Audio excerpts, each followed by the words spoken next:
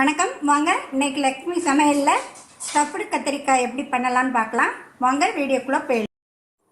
இப்போ stove on பண்ணி ஒரு கடாயில் தண்ணி ஊற்றி வச்சுருக்குறோம். அதில் கத்திரிக்காய் சின்ன சின்ன கத்திரிக்காயாக தான் எடுத்துக்கணும். அதுதான் டேஸ்ட்டாக இருக்கும். பிஞ்சு கத்திரிக்காயாக எடுத்துக்கணும். அதை இந்த மாதிரி கட் பண்ணிக்கணும். 2 பக்கமும் கீரி எடுத்துகிட்டு வந்திருக்கிறேன். இப்போ இந்த கொதிக்கிற தண்ணியில் அந்த கத்திரிக்காயை போட்டுடலாம்.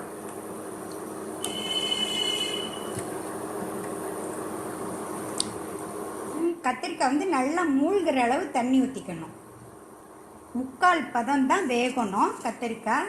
கத்திரிக்காய்க்கு அளவாக உப்பு சேர்த்துடலாம். கொஞ்சமாக மஞ்சள் தூள் சேர்த்துடலாம்.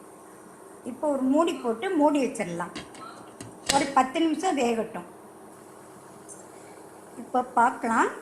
நம்ம அப்பப்போ செக் பண்ணிக்கணும். 3/4 பதம் தான் வேகணும். ஒரு 2 நிமிஷம் இருக்கட்டும். தண்ணி தாராளமாக இப்படி ஊற்றினா தான் கத்திரிக்காய் குழையாமல் வேகும். மூடி வச்செல்லாம் ஒரு 2 நிமிஷம் இருக்கட்டும். இப்போ பார்க்கலாம்.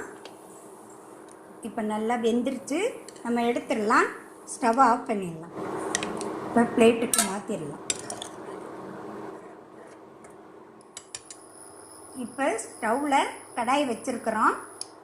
நம்ம கத்திரிக்காய்க்கு ஸ்டஃப் பண்ணுறதுக்கு பொருட்களை வறுத்துக்கலாம்.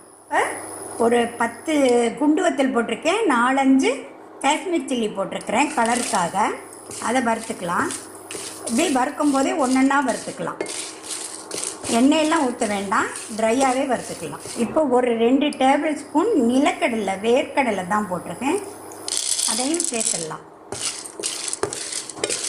வறுத்தது தான், ஆனாலும் சூடு ஏற்றிக்கணும். 2 டேபிள் ஸ்பூன் வெள்ளை எள்ளு சேர்த்துருக்கிறேன். வேர்க்கடலையோட இந்த எள்ளு, கருப்பு எள்ளு கூட போட்டுக்கலாம். எள்ளும் வேர்க்கடலையும் சேரும்போது ருசி நல்லாயிருக்கும். 1 டீஸ்பூன் கொத்தமல்லி தனியாக போடுறேன். நல்லா ஒரு வாசனை வர்ற வரைக்கும் வறுத்துக்கலாம். ஆனால் கருகிடக்கூடாது. இந்த மசாலாவுக்கு தேவையான உப்பும் பெருங்காயமும் சேர்த்துடுறேன். கத்திரிக்காயில் உப்பு போட்டு வேக வச்சுருக்குறோம். இந்த மசாலாவுக்கு மட்டும் உப்பும் பெருங்காயமும் சேர்த்தாச்சு. இப்போது ஒரு ஈர்க்கு கருவேப்பிலை சேர்த்துடலாம். நல்லா மொறுன்னு எல்லாம் நல்லா வறுபடணும். இப்போ ஸ்டவ்வை ஆஃப் பண்ணிடலாம். கடாயிலேயே இருக்கட்டும். நல்லா சூடு ஆறவும் மொறுப்பாக வந்துடும். நம்ம அதை மிக்சியில் திரித்து பவுட்ரு பண்ணி கொண்டு வந்துடலாம். இப்போ பாருங்கள், நம்ம பவுட்ரு பண்ணி எடுத்துகிட்டு வந்தாச்சு. இந்த மாதிரி கரகரப்பாக தான் திரிச்சுக்கணும். அப்போ தான் நல்லாயிருக்கும் டேஸ்ட்டு. இப்போ கத்திரிக்காயில் நம்ம ஸ்டஃப் பண்ணுவோம். இப்போ நல்லா இப்படி விரித்து விட்டுக்கணும். இந்த பவுடரை உள்ளே போடணும். அதுக்கப்புறம் இப்படி திருப்பி விரித்து விட்டு போடணும். நல்லா ஃபில் பண்ணணும்.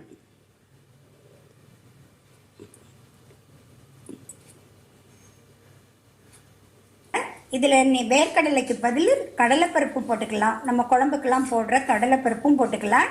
வேர்க்கடலையும் எள்ளும் சேரும்போது இன்னும் ருசியாக இருக்கும். அதனால் நான் இன்றைக்கி அப்படி சேர்த்துருக்குறேன். எவ்வளோ உள்ளே திணிக்க முடியுமோ அவ்வளோ திணிச்சு விட்டுடலாம். இதே மாதிரி எல்லா கத்திரிக்காயிலையும் வச்சிடலாம்.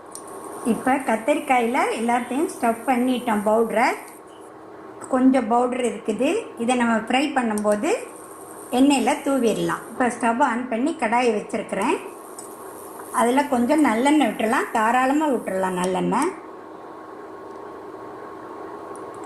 இப்போ எண்ணெய் காஞ்சிருச்சு. நம்ம 1 டீஸ்பூன் கடுகு சேர்த்துடலாம். 1 டீஸ்பூன் உளுந்தம்பருப்பு சேர்த்துடலாம்.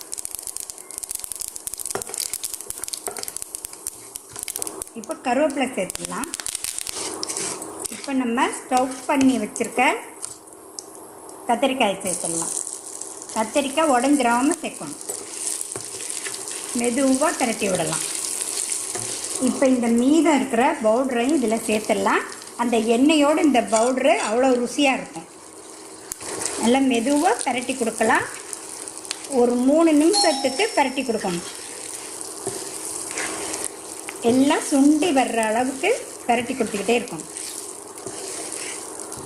இப்போ கத்திரிக்காயில் எல்லா மசாலாவும் நல்லா சேர்ந்துருச்சு. இப்போ ஸ்டவ் ஆஃப் பண்ணிவிட்டு பிளேட்டுக்கு மாற்றிடலாம். இப்போ பாருங்கள், நம்மளோட ஸ்டஃப்டு கத்திரிக்காய் ரெடி ஆகிடுச்சு. நீங்கள் இந்த மாதிரி செஞ்சு பாருங்கள். உங்களுக்கு இந்த வீடியோ பிடிச்சிருந்தா லைக் பண்ணுங்கள், கமெண்ட் பண்ணுங்கள், ஷேர் பண்ணுங்கள். நம்ம சேனலை சப்ஸ்கிரைப் பண்ணுங்கள். பக்கத்தில் இருக்க பெல் பட்டனையும் கிளிக் பண்ணுங்கள். நன்றி, வணக்கம்.